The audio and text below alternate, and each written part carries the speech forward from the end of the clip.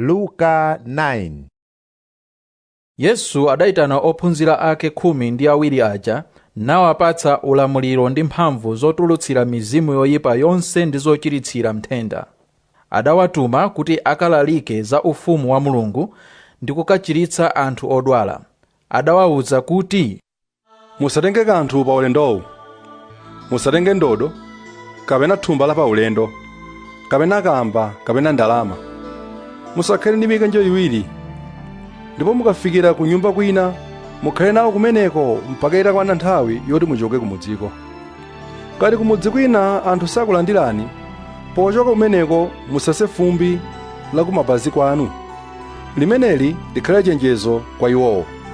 Ophunzira aja adapitadi. Adanka nalalika uthenga wabwino ku midzi yonse, nkumachiritsa anthu ponseponse.